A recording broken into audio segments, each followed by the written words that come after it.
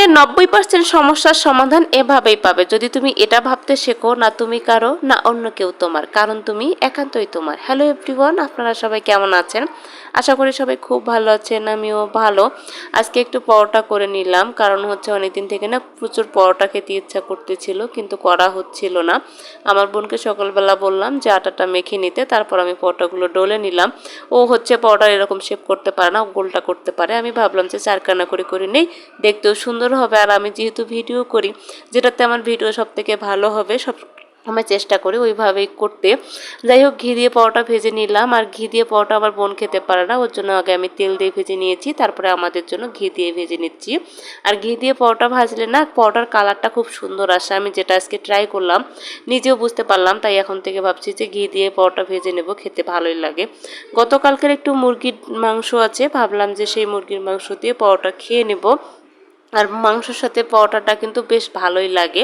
যাই হোক, সকালবেলার নাস্তা খেয়ে দুপুরবেলা যখনই রান্না করব, তখন আমাদের বাসার কেয়ারটেকার ভাই একটা কাঁঠাল দিয়ে গেছে। আমি ওনাকে কিছুদিন আগে বলেছিলাম যে ভাই আমাদেরকে একটু কাঁঠাল এনে দিন, আমরা কাঁঠালের তরকারি খাবো। যাই হোক, আজকে সেই কাঁঠালের তরকারি রান্না করব। কাঁঠালের তরকারি আমার বরাবরই খুব পছন্দের।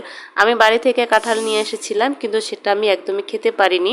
কাঁঠালটা আনার পরে একদমই পেকে গেছিলো, আর খাওয়াও হয়নি। পাকাটাও হচ্ছে একদম মানে ছোটো কাঁঠাল ছিল, পাকাটাও মিষ্টি ছিল না, ফেলে দিতে হয়েছিল। আর বাড়ি থেকে অনেক কষ্ট করে কাঁঠাল এনে যদি ফেলে দিতে হয়, খুবই খারাপ লাগে। যাই হোক, পরে ভাই আমাদেরকে কাঁঠালটা দিয়ে গেলো। আজকে সেই কাঁঠালটা রান্না করতেছি।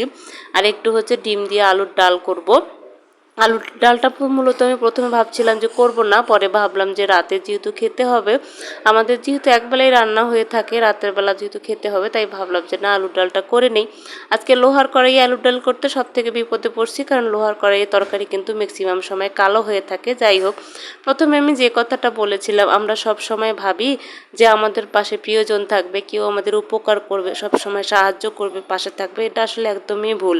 আমাদের জীবন থেকে এটা উপলব্ধি করতে হবে যে আমাদের পাশে কেউ থাকবে না, আর কখনো কেউ পাবো না। একটা কথাই আছে না, না তুমি কারো না অন্য কেউ তোমার, কারণ আমি একান্তই আমার। আমি কখনো অন্যের জন্য নিজের সুখটাকে বিসর্জন যেমন দিতে পারি না, তেমনি অন্যের কাছ থেকে আমি ভালো কিছুটা কখনো আশাও করতে পারি না। অন্য কেউ আমার জন্য কিছু করবে এমনটা আশা করাটাও আসলেই ভুল, একদম বোকামি হয়ে যাবে। যাই হোক, বলতে বলতে এদিকে আমার হয়ে গেছে। আর হচ্ছে একটু শাক ছিল, ওটা হচ্ছে রান্না করে নিচ্ছে, আর বেগুন ভাজি করব। যাই হোক, আজকে রান্নাগুলো প্রায় অনেকটাই হয়ে গেছিলো। ভিডিওটা অনেক বড় হবে জন্য আমি খুব একটা বড় করে করলাম না। আর একটু আলু ভর্তা খেতে ইচ্ছা করলো, তাই ভাবলাম যে আলু ভর্তা করে নিই। আজকে এগুলোই মূলত আমাদের আজকের মেনু। তো হচ্ছে আলু ভর্তাটা ভেজেই করলে সব থেকে বেশি ভালো লাগে। তো আজকের মতো এ পর্যন্তই। সবাই ভালো থাকবেন, সুস্থ থাকবেন। Tata, bye bye and take care.